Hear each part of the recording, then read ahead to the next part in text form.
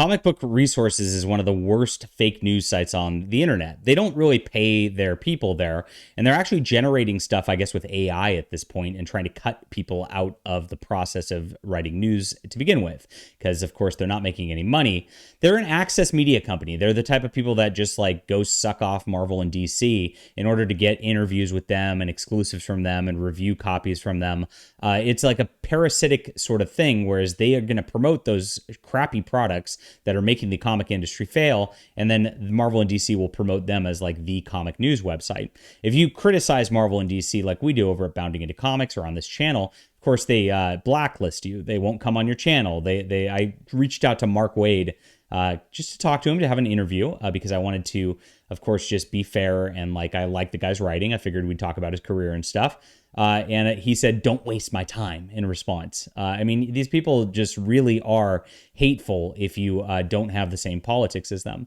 Now, CBR has been pretty bad. Like I said, they got their website hacked the other day, which somebody actually made a post about the AI generated stuff and firing their staff over there. But some of the remaining staff are still a bunch of woke-ites who are attempting to just get clout within the industry. It never works. None of these guys ever really get anywhere within the industry, but they do this. They try to get exposure through CBR. They write the articles there, and then they hope that Marvel and DC will notice them and hire them or something. It's a big notice me senpai pyramid scheme, right? And it rarely works, right? So CBR is very interesting on this. They do have a Slack chat with all the writers. I used to be in there under a fake screen name.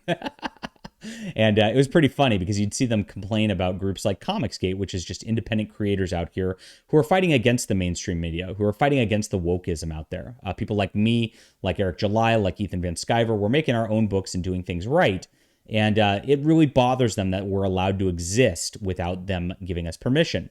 So they wrote an article trying to disparage us. And this is exactly what happened yesterday. It got taken down. Now, the reason it gets taken down is not because they don't agree with their content. It's because they have a blacklist on mentioning us because they don't want us mentioned. And the reason they don't is because they know that we are pretty good at marketing based on them trying to attack us. So they know that if they start ramping up attacks on us, they will start like getting us more support. And so they try to just not mention us whatsoever, try to suck out all the oxygen in the room, which doesn't work anyway, because like we're way more entertaining on our own. It doesn't matter whether they mention us or not at this point.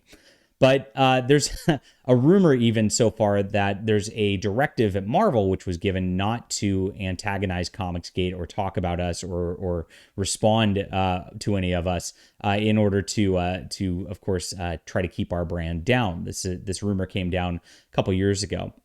Now this piece came out yesterday, a couple days ago. CBR outs hit piece on ComicsGate, completely ignoring their role in advancing toxic behavior they claim to detest. CBR rarely, if ever, has a critical take on the big two, proudly pushes the agenda-driven stories. CBR also refuses to cover indie artists. 100% true. Now, this article, Why Comics Twitter Don't Know Anything About Comics, yes, actually got taken down at this point. So we actually went and we got a Wayback Machine image of this because, of course, this is the internet and you can take things down if you want. But the internet is forever, my friends. So this is their lousy article, which is just basically complaining about ComicsGate at the end of the day. It's by a guy named David Harth, who I don't know who it is. Comics Twitter has become a viral advertising tool for the comic industry, with companies and creators using the platform to promote new releases and interact with fans. However, Comics Twitter is often plagued by toxicity and negative behavior, with trolls and professional trolls like ComicsGate spreading hate and criticism. So criticism is hate at this point. And this is exactly how they've always been. They're so thin-skinned. If they make a bad book, we talk about it. And of course, then when people don't buy it and don't like it and the fans don't like it, it's our fault for saying that we don't like it. It's not their fault for writing a bad story. You see how they've tried to frame this narrative over the years. One of the major issues with comics Twitter is that many fans who claim to love comics don't actually read them, relying on influencers and synopses instead, creating a fan culture that lacks individual opinions and critical engagement. The whole point of all this is critical engagement every single time. And look, I mean, we make our critical engagement on people who are maybe closer to our side too. I mean, I did a review the other day on Andrew Tate's Top G book, which never got mentioned at all. And we know that this sold thousands of copies at $100 a book. That's something that maybe a comic book website like Comic Book Resources should at least report on, even if they're going to disparage it, which they should. The book was pretty bad. Spoiler if you go watch my review.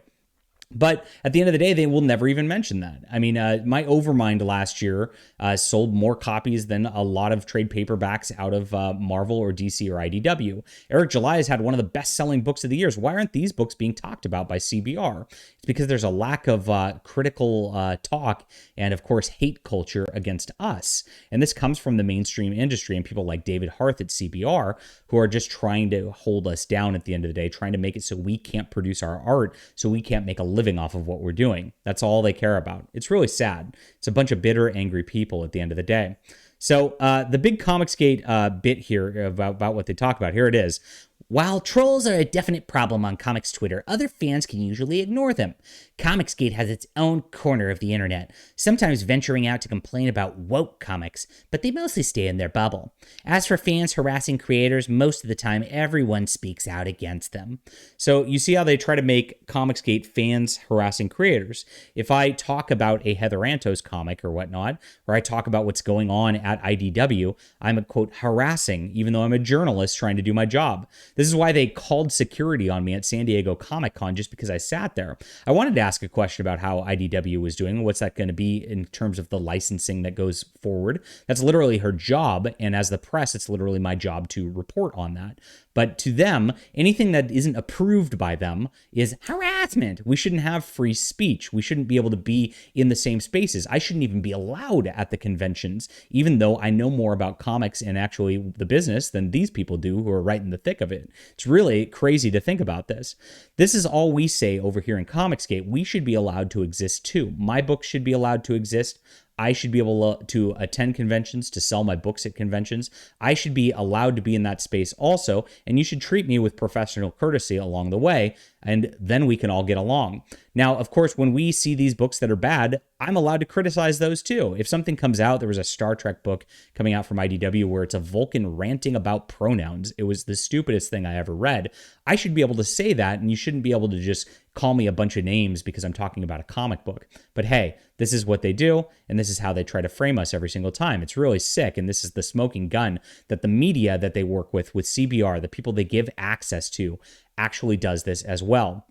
Really sad to look at. But this is why CBR took it down, because CBR doesn't want to see that we're getting mentioned. They don't want to stir up the hornet's nest, because at the end of the day, these people fear us. And the reason they fear us is not because we're dangerous or we harass people. We don't do that. We're very nice guys with on-time books over here. Or some of us are nice guys with late books. I'll give them that. But hey, at the end of the day, we have better products than they do. We have more fun than they do. And comic books are an entertainment medium. It's about having fun. It's about enjoyment. It's something everybody should be able to come into. But since we do it better than them, they don't want us around because they don't want the competition. All right. Guys, I have some competition. I'm putting this up right here. This is Flying Sparks, the companion volume. It's 80 full pages of comics right here, which is going to come out very shortly because I've already got it done. We're just going to go right to the printer as soon as this closes. Get these books out into your hands. Now, these are stories that are in the Flying Sparks universe. One of them features Meta Man. One of them's got the origin of Meta Girl. So the origin was not done in the main series whatsoever. And then we got another just standalone story also where she fights a giant kraken. It's pretty fun. Tentacle monsters, you know, the thing. Right? I'll fix this and edit and leave that out. Anyway, the book is really good, and you're going to very much enjoy it. If you've not read any Flying Sparks, this is a great place to start. I've also got Volume 1 on the campaign. I've also got a nice tier where you can get all of my comic books.